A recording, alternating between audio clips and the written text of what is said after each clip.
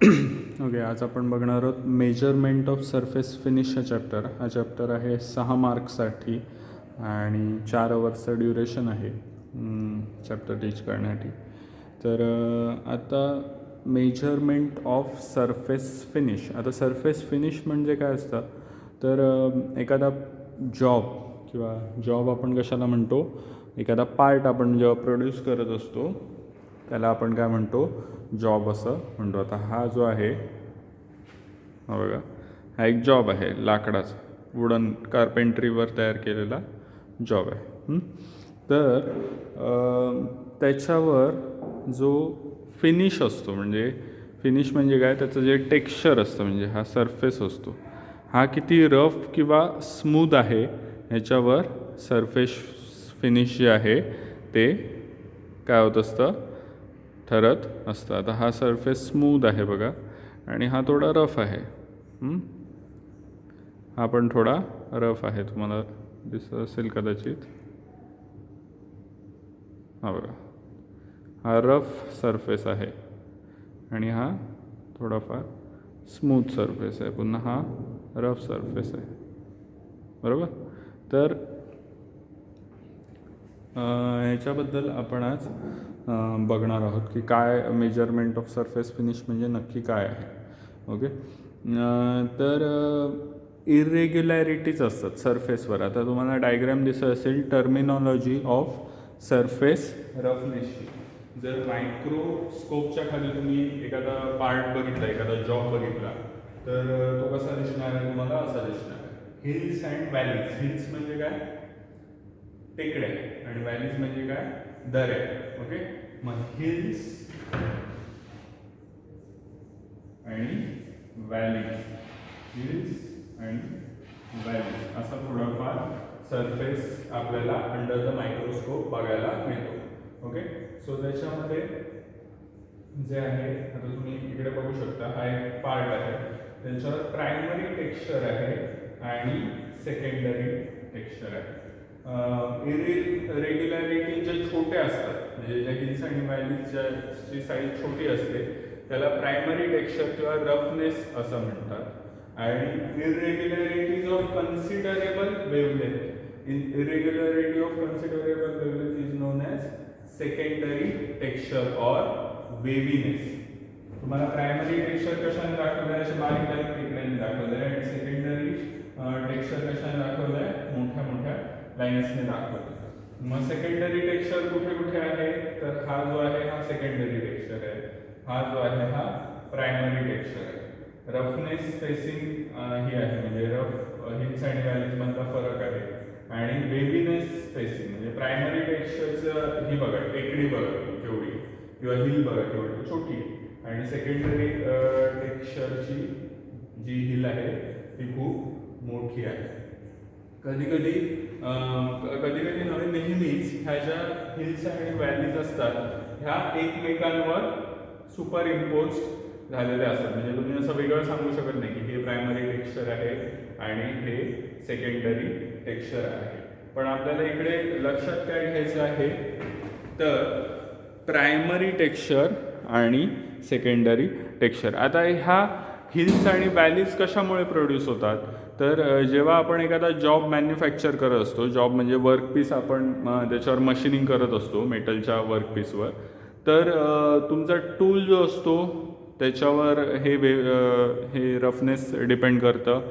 किंवा तुमची जी मशीन असते, कोणती मॅन्युफॅक्चरिंग मेथड तुम्ही वापरताय त्याच्यावर सरफेस रफनेस आपला ठरतो. त्याच्यानंतर कोणतं तुमच्या मशीनचं फाउंडेशन कसं आहे, कारण फाउंडेशन केलेलं नसेल मशीनला तर मशीन व्हायब्रेट होते, त्याच्यामुळे सुद्धा तुमचा जॉबमध्ये इरेग्युलॅरिटीज येऊ शकतात.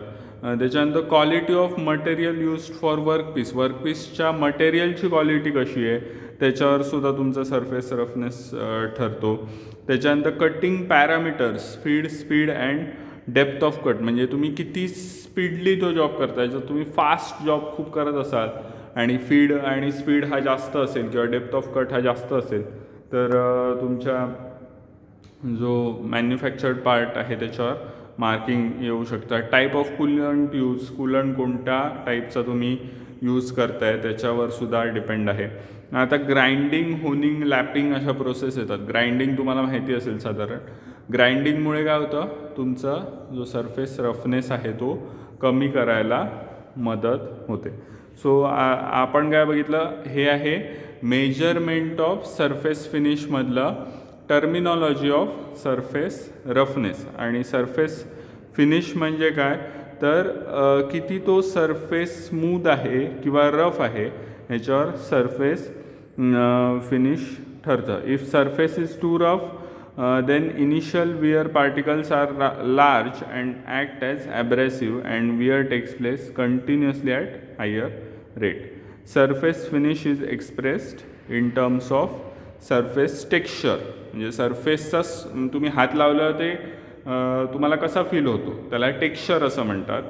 सो स्मूथ आहे की रफ आहे त्याच्यावर तुमचा सरफेस फिनिश ठरत असणार आहे. ओके, त्याच्यानंतर सरफेस टेक्स्चरची डेफिनेशन काय आहे, तर surface texture is defined as the quality characteristic of an actual surface due to small departures or deviations from its general geometrical form which is occurring at regular or irregular intervals causing to form a pattern or texture on the surface.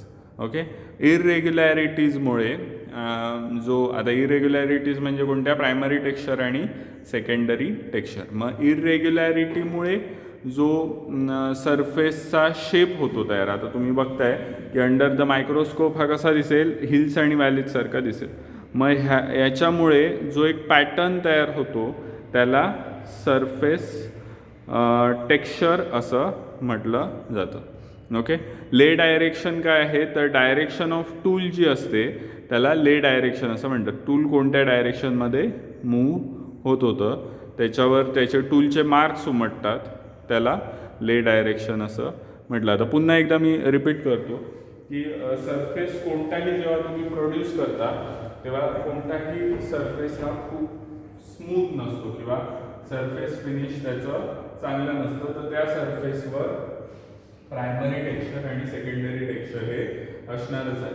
मग primary texture म्हणजे काय, irregularities of small wavelength are called as primary textures. म्हणजे काय, छोटे छोटे जे आपल्याला हे दिसतील, अप्स अँड डाऊन्स दिसतील, हिल्स अँड व्हॅलीज दिसतील, त्याला प्रायमरी टेक्स्चर असं म्हणतात.